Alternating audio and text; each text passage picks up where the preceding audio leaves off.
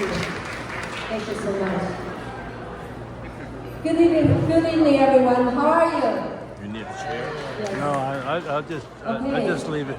And welcome to our panel discussion, Challenges and Opportunities I think for it's Chinese on, right? American Community. Chinese American Community This is on, right? and global tensions. Yeah, because My name is tirelessly, the founder and CEO of Silicon Valley Community Media, TV. We have been the voice of Silicon Valley Asian I'll Americans watch it for for you. the last 50 years. I won't let We anybody also know. started Asian American Stories movement to tell our Asian American stories. It's my great honor to be your MC for this panel discussion. So let's join me to welcome three incredible community leaders as a panelist. First, Haipei Shue, founder and president of United Chinese Americans. A lifelong advocate for Chinese American rights. Chang,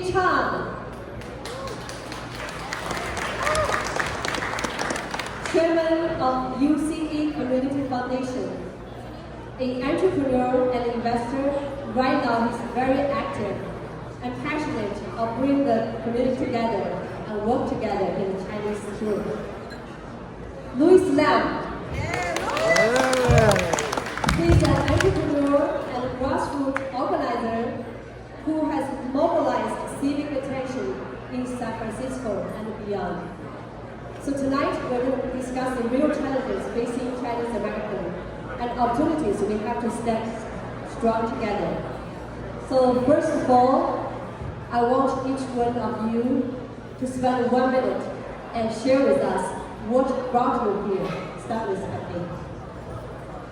What brought me here is this wonderful event and our UCA's Community Foundation and invited by the chair, Chang. Thanks. What brought me here is our volunteers of UCA Community Foundation and to set up this, this event for this in this beautiful zone. Thank you. Louis. Thank you, Thank you, UCA Foundation. I remember 2 years ago I tried to join the first start. So thank you for the invitation and I hope you will very successful event. Okay, thank you. So we're going to talk about U.S.-China tensions first. The question is for Haipei. So Haipei, what impact has China and U.S. tensions had on Chinese Americans in your experience? If you don't mind that, if I can recognize one person, that you see a chairman, Dr. Wang Hua, stand up, please. Yeah. That's the UCA chairman, Dr. Wang Hua. Welcome. I try to be quick, and I have many friends here tonight, and I'm very happy to reconnect and reunion with everybody. I don't want to talk too much because you all understand what we are going into. But I want to say, no mistake about this. We are in a new McCarthy period. This is back to the 1950s and even worse, and will last even longer. I want to tell you one thing. How many of you have heard of alien land laws in Florida? Alien land law in Florida, if you heard that, can you raise your hand? Thank you, most of us have, right? But you don't know, I guess, you will not know that in Florida, if you are a Chinese, you are living under the shadow of alien land law, you're living in the shadow of they will teach your kids by the government mandate from the kindergarten level up about how evil CCP is and others, right? And that is education, mandated education from a 5-year-old. And if you are trying to live in Florida, your Chinese cousins and niece and brother and sister, anyone, you cannot go to university, public university in Florida because the law passed by the state legislature. You are so lucky to live in California in a way, because whatever you can complain, I know that we have a lot of complaints about living in a Democratic-controlled blue city in California. But wait until you have a chance to live in the red state of Florida. You come back and tell me how fortunate you are. So I don't want to say anything anymore. So everybody of us today are impacted by this terribly deteriorating U.S.-China relations. We have not bottomed out yet.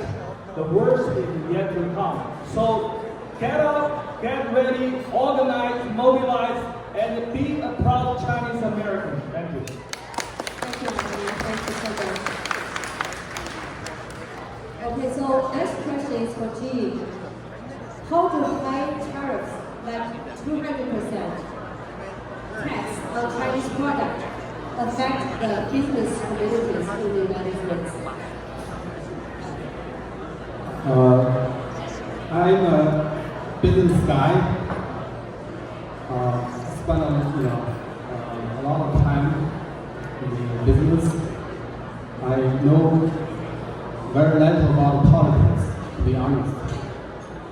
But I do know what had happened in the past and has changed our living environment, and what is going to happen if this tariff on foreign import goods will have impact on business. I think, by our understanding of what's going to happen, first of all, on our average life, we'll definitely see a inflation. Second of all, I think there will be a shortage, because to bring the manufacturing to America is a great idea, but it takes a lot of time. And also, it has to go well with our resources. If the cost is too high, okay, we are not going to add value to our economy. We actually are going to jeopardize our economy. We are going to jeopardize our competitive advantage of this nation. And the last way, I think the tariff will definitely have impact on our business. Because right now we are living in a world of global economy. Our supply chain is a global system. If we try to stop import from China, and we'll see a lot of our industry, our companies, their parts, their raw materials, and even some of their technology depend on China. So we're going to jeopardize our business as well, and the competitiveness of our companies, our business in the global economy. So I personally hope the government will incorporate all these negative consequences in their consideration. And I hope this so-called trade war will somehow result in more friendly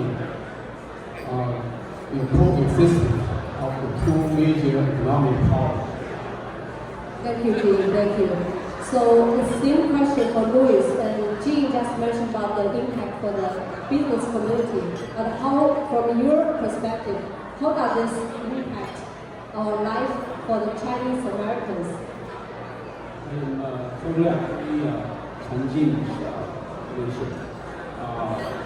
Actually, I'm not party, I'm not Democratic, I'm not Republican.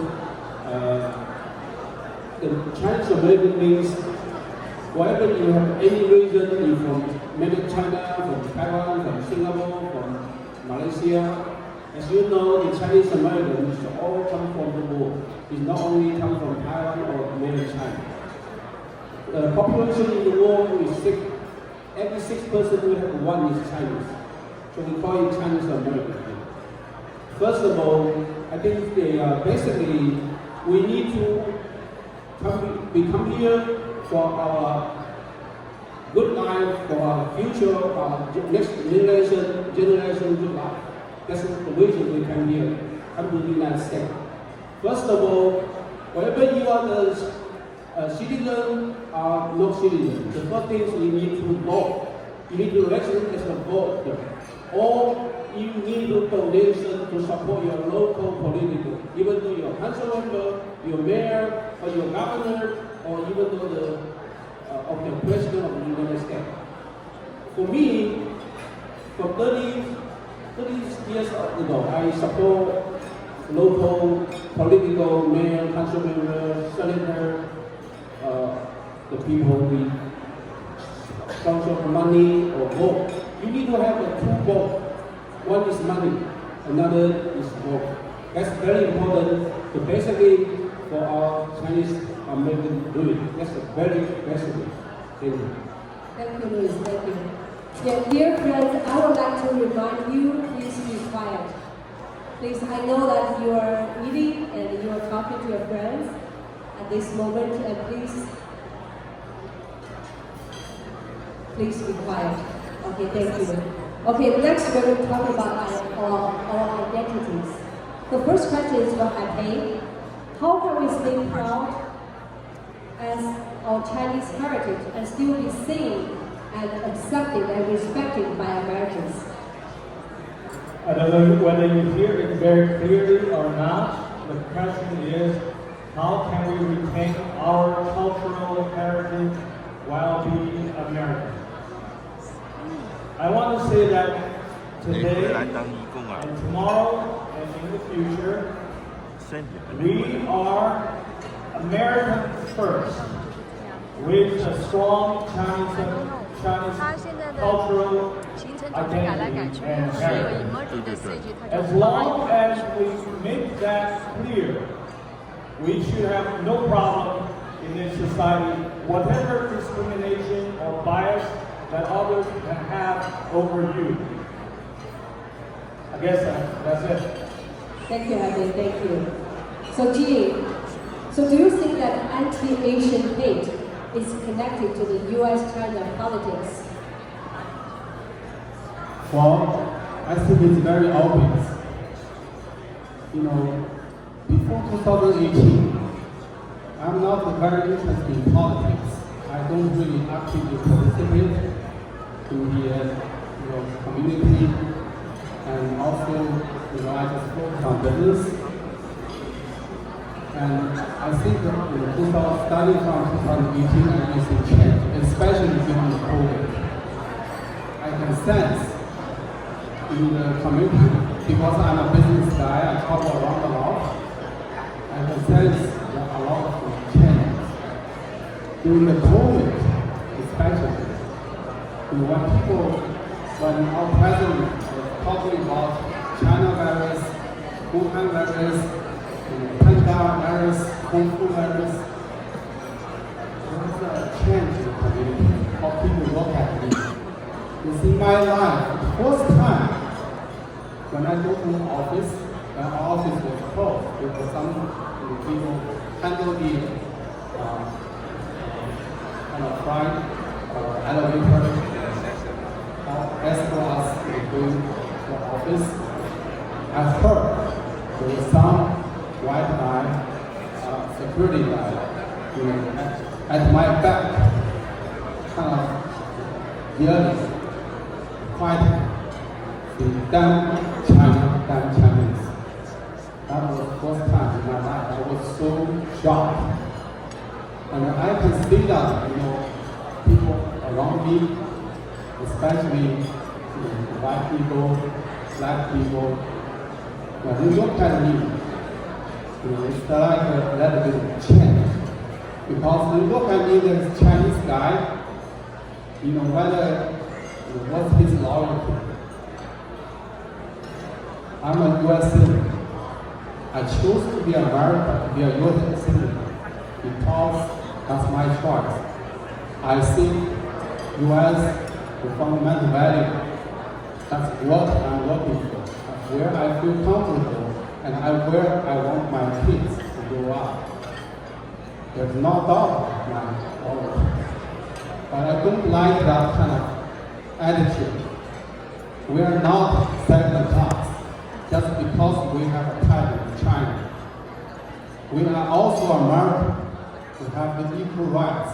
We shall be treated equally as American citizens. So that's what really changed me. And that's why I wanted to be more active in community, serving, giving, and help our community organizations to grow and to develop, and hopefully help our community to integrate with the mainstream a little bit better, and to be a citizen of this country a little bit better. Thank you, Jimmy. Thank you. I also experienced that my neighbor, which I know them for many, many years, a white couple, one day they came to me and said, Diana, even though you are a Chinese, but we know that you are not Communist Party, so we like you. I don't know what to say when I heard about that. This is the situation. So, Louis, in this kind of political divided times, where do you think that Chinese Americans should stand? We need to work together. It's like we are very think Haipei Shue Chang. They put everyone together nationwide. That's the only one Chinese American organization that I know. They're doing a very good job. And then I'm happy to join and doing something for the UCA. We should stay more localized. Actually, as I mentioned, we need to vote on formation and support. We cannot only talk, we need to do something. Thank you very much. Well, this is what we are going to talk about. It's not only say something, we need to take actions. So action is really important.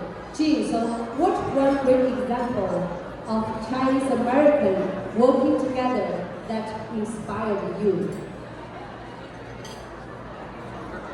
Well, what really inspired me is the UCA's the Chinese American Convention in the BC. I came to the States, not really see a lot of the Chinese get together from all the different communities in the nation.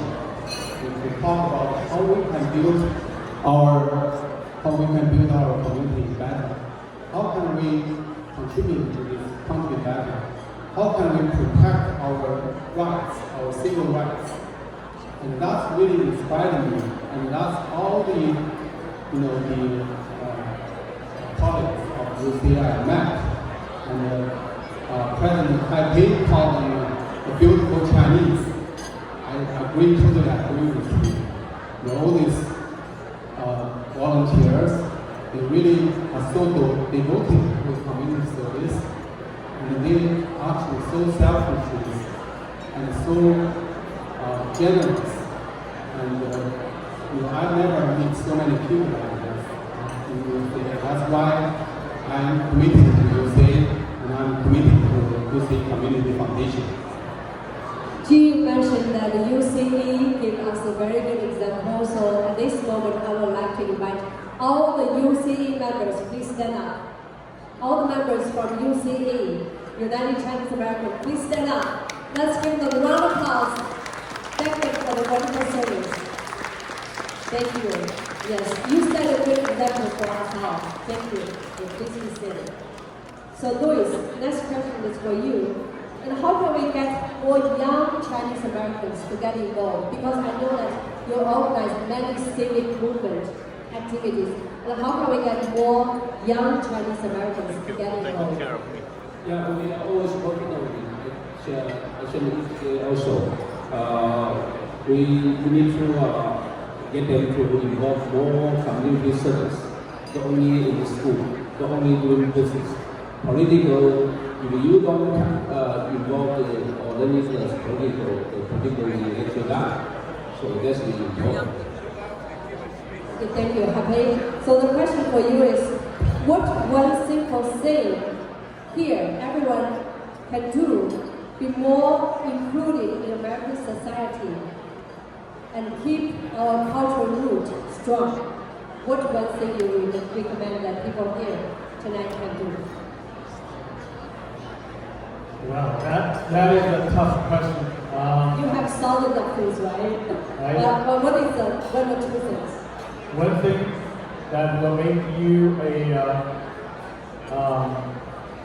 what is that one thing that Everyone can do to be more included in American society.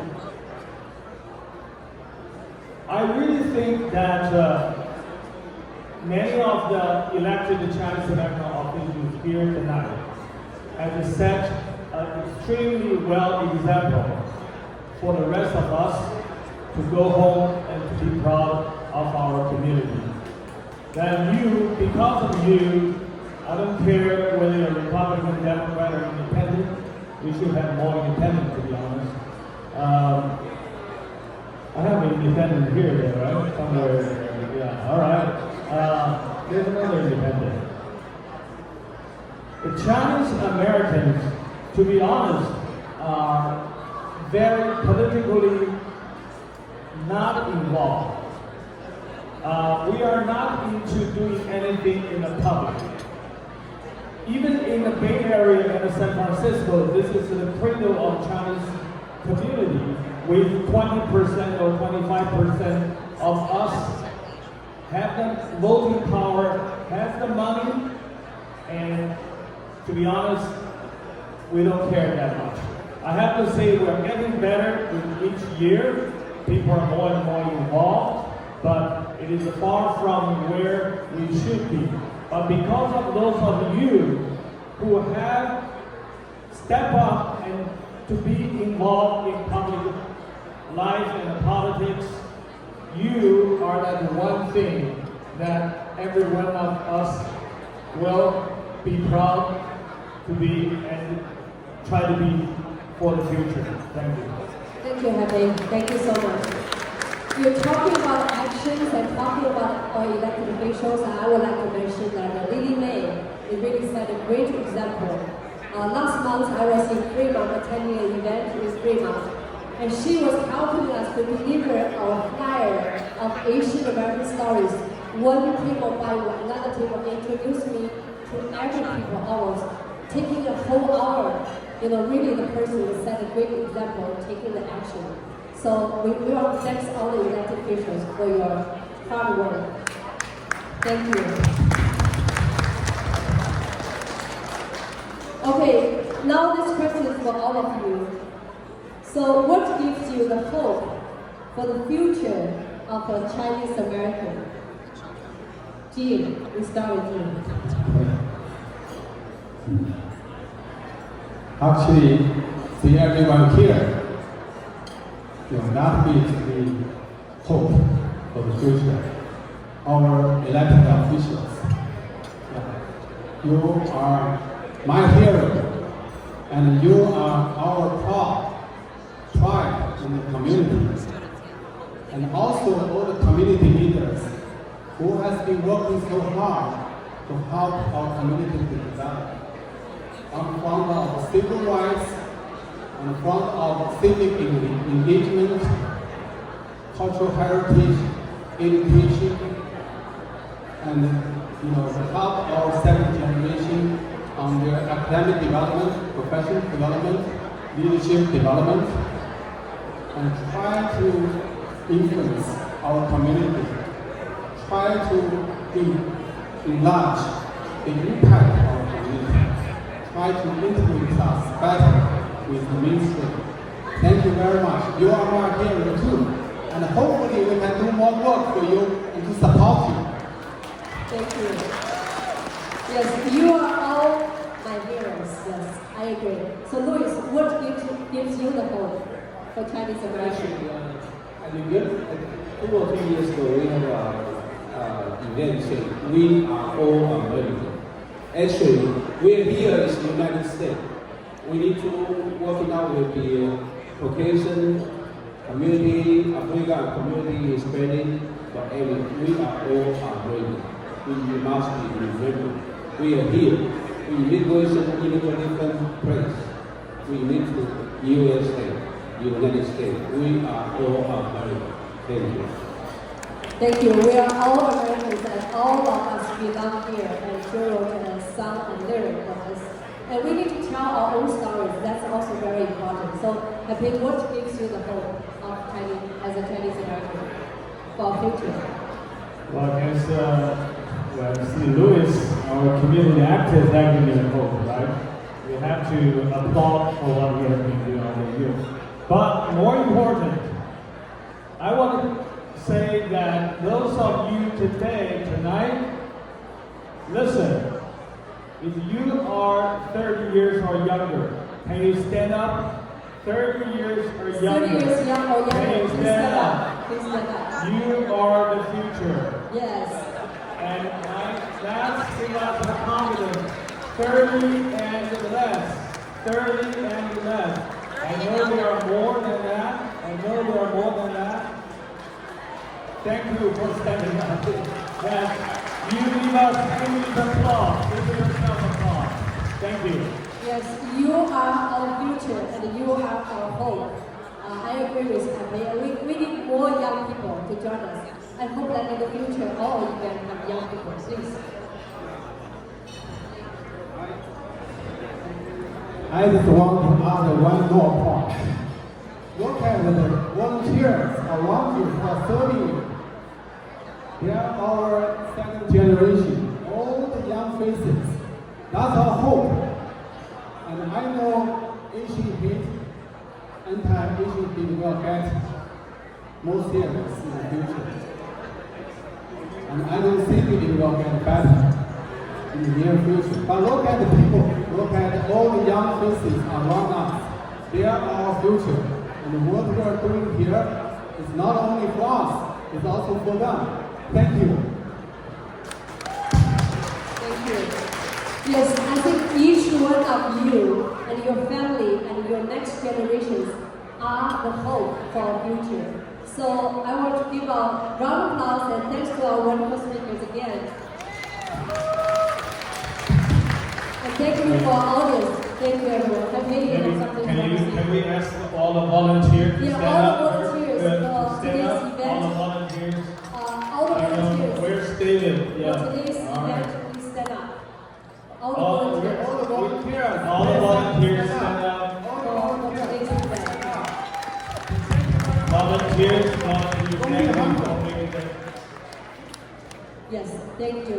Thank you so much. All right, thank you. And enjoy your dinner and let's work together. Let's continue, help each other and stand beside each other and work together. And tell our Asian American stories together.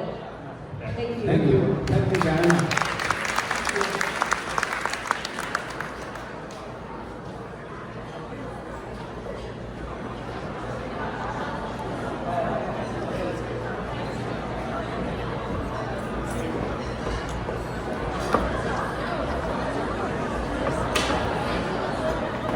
Testing.